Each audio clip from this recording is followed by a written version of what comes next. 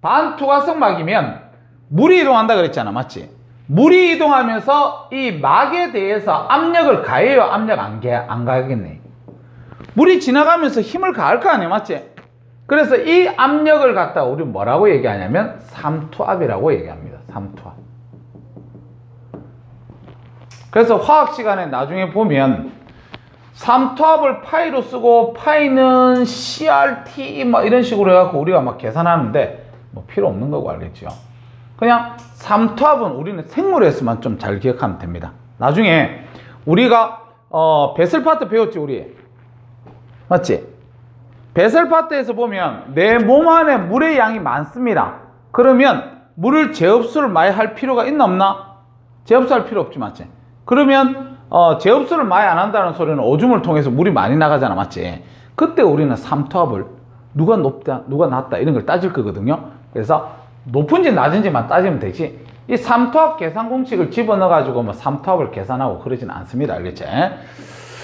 그래서 삼투에 대해서 이해를 해주면 되고, 우리는요 시험에 나올 만한 게 뭐냐면 아까 우리 동물세포하고 식물세포 있었잖아, 맞지? 이 동물세포하고 식물세포의 가장 큰 차이점은 세포막의 유무입니다, 알겠죠? 그래서 세포막의 유무에 따라서 우리가 삼투가 어떻게 일어나는지 한번 보자. 세포막의 유무에 따라서. 그래서 동물세포 볼 거고요. 동물세포.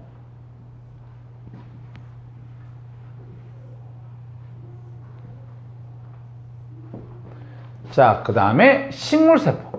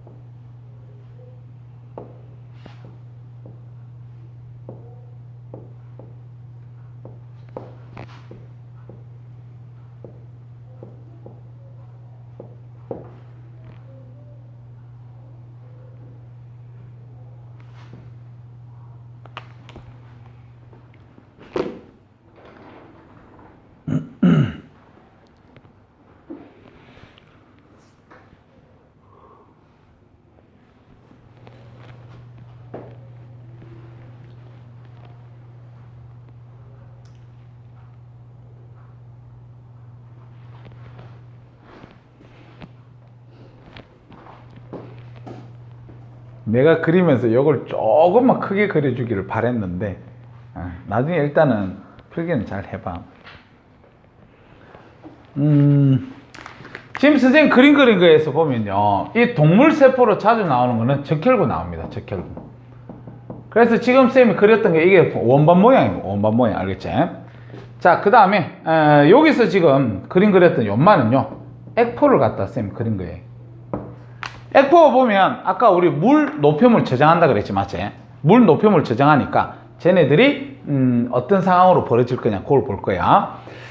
자, 그래서 지금 얘를 갖다가 우리는 저장액이라 할 겁니다. 저장액. 얘도 저장액이다. 그래서 저장액은 뭐냐면은 세포 안보다 바깥이 저농도다 이 말입니다, 알겠지? 바깥이죠. 그럼 여기가 저, 여기가 저. 그럼 상대적으로 세포 안이 고농도가 되겠네, 맞지? 그러면 어떻게 얘기를 해야 되냐면 저에서 고로 물이 들어갈 겁니다. 그러다 보면 들어가는 물의 양이 빠져나오는 물의 양보다 많아요. 얘도 당연하겠지. 들어가는 물의 양이 빠져나오는 물의 양보다 많을 겁니다. 저에서 고로 물이 이동할 거니까. 자, 그러면 얘 같은 경우 어떻게 됩니까? 그러면 부피가 커지겠지, 맞지? 그래서 부피가 요렇게 커지다가 나중에 어떻게 되냐면 얘는 터지는 경우도 생겨버립니다, 알겠죠? 그래서 부피가 커지다가 터집니다, 이렇게 어려움 보시면 돼요. 그래서 이 터지는 요거를 갖다 우리 뭐라고 그러냐면 용혈 현상이 나타났다. 그래서 동물세포는 세포벽이 없어서 터집니다. 그렇지? 그 다음에 식물세포 들어가지 물. 그러다 보니까 얘들이 어떻게 되냐면 팽팽해집니다. 팽팽해져.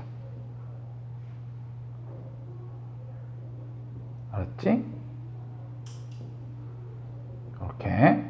자, 그래서 얘도 부피가 커져서 팽팽해질 거야. 터지지는 않습니다. 세포벽이 있으니까, 알겠지? 그래서 이렇게 팽팽한 상태를 우리는 팽윤 상태다. 이렇게 얘기하고. 팽윤 상태. 그래서 지금 세포 안으로 물이 많이 들어왔지. 물이 많이 들어왔으니까 이 액포는 크기가 어떻게 돼야 되겠노? 크기가 커지겠다. 맞지? 세포 안에 있던 물을 지가 좀 저장해야 될 거 아니야. 맞지? 그래서 액포의 크기는 커집니다. 이렇게 우리가 보시면 돼. 자, 그 다음에 얘 중간에 그린 거는 등장액이야. 농도가 같다는 거지. 등장액. 그래서 등장액은 뭐예요? 그러면 들어오는 물의 양이랑 빠져나가는 물의 양이 같은 상태예요. 들어오는 물의 양이랑 빠져나가는 물의 양이 같은 상태다. 이 말이. 그래서 얘는 부피 크기 변화가 없고 출처 빈도도 상당히 낮겠지. 맞지? 그 다음에 세 번째 그림은 고장액이야. 고장액. 고장액. 그래서 고장액이라는 소리는 바깥이 고농도라는 소리야. 바깥이 고농도. 알겠지? 그래서 바깥이 고농도가 되면 얘 같은 경우는 어떻게 되냐면 빠져나오는 물의 양이 들어가는 물의 양보다 많을 거예요. 그래서 결국 나중에 쭈글쭈글탱이가 될 겁니다. 알겠지? 그래서 부피는 줄어듭니다. 이렇게 우리가 보시면 돼요. 부피는 줄어듭니다. 근데 이 식물세포 같은 경우는 어떻게 됩니까? 그러면 얘도 부피가 어떻게 될 거냐면 부피가 줄어들겠지. 왜냐하면 빠져나오는 물의 양이 들어가는 물의 양보다 많을 테니까, 빠져나오는 게. 근데 얘들은 나중에 부피가 줄어들다가 어떻게 되냐면 얘들이 이렇게 분리가 돼버려요. 얘들이 이렇게 떨어진다. 그래서 다시 얘기해서 무슨 말이냐 그러면 세포벽과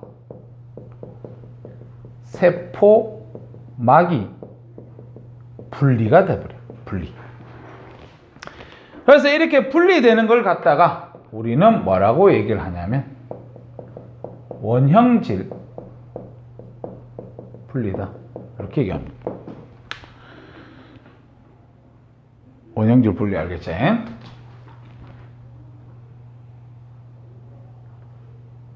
자, 이렇게 되면 세포 안에 물의 양이 적으니까 액포에서도 물을 끄잡아내 줘야 되겠다. 맞지? 그래서 액포 크기가 줄어든다. 액포는 크기가 줄어든다.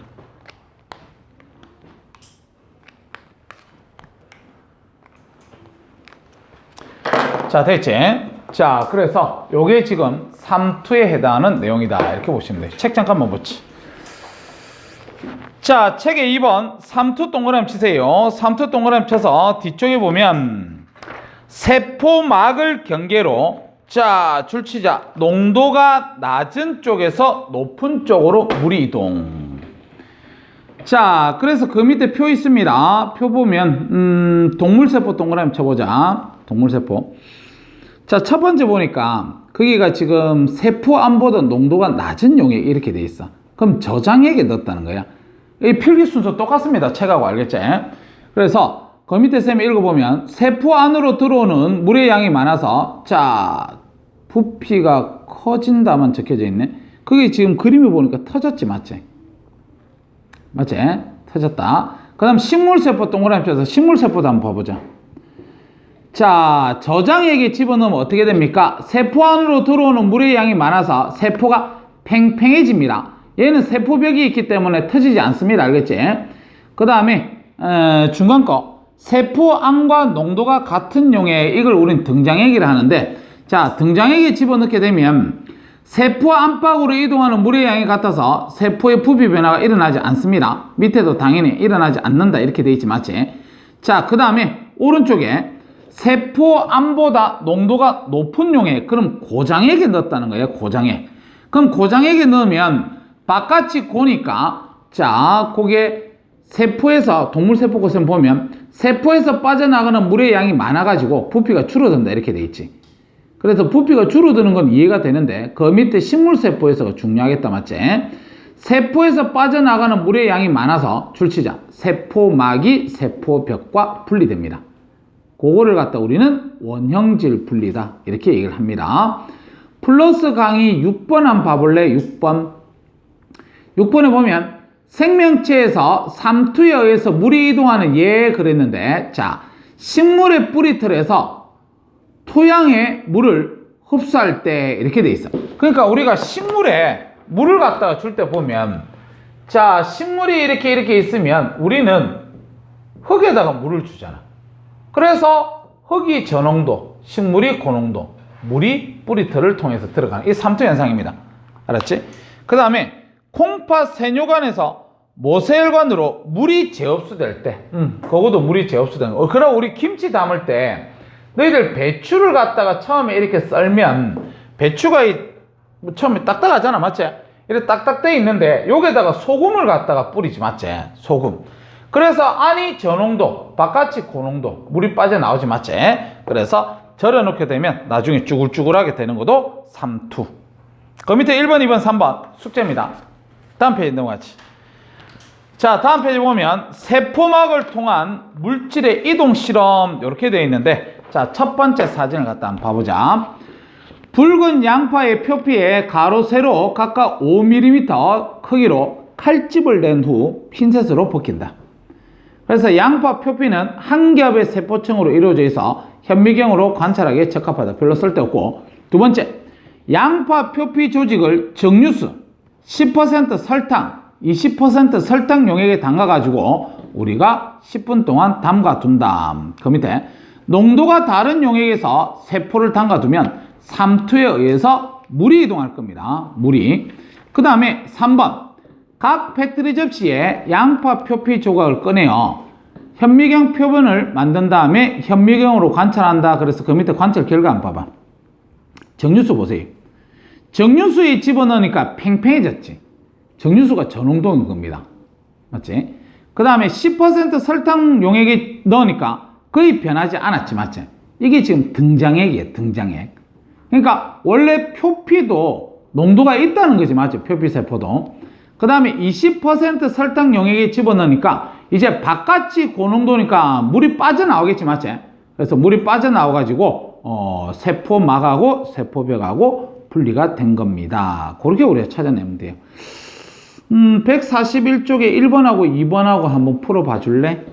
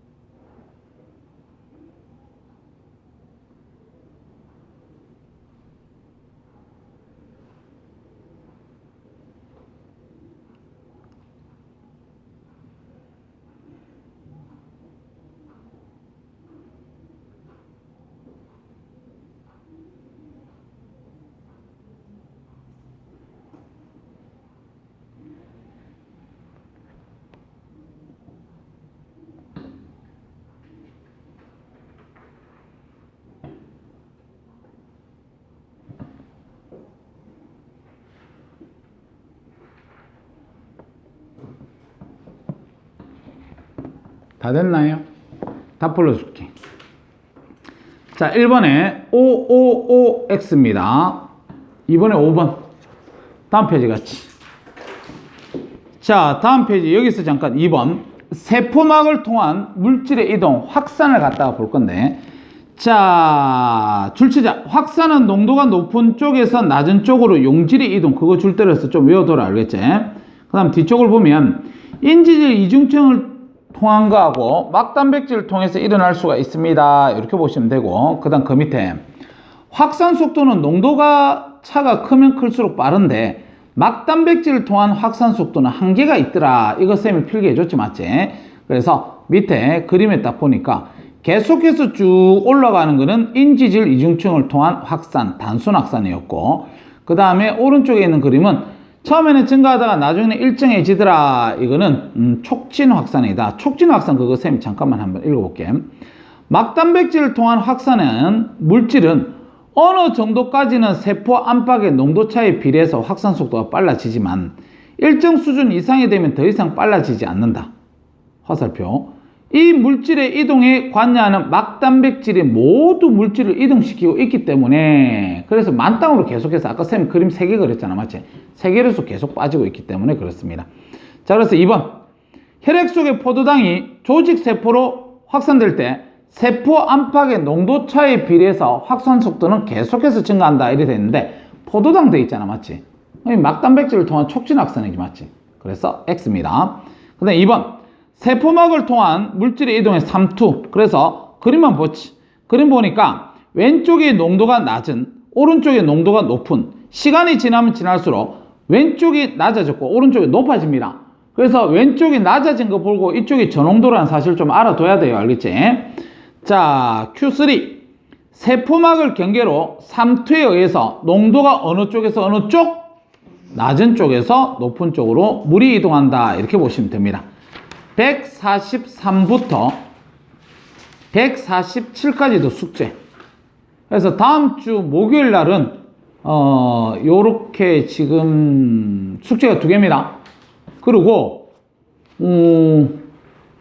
앞쪽으로 가보지.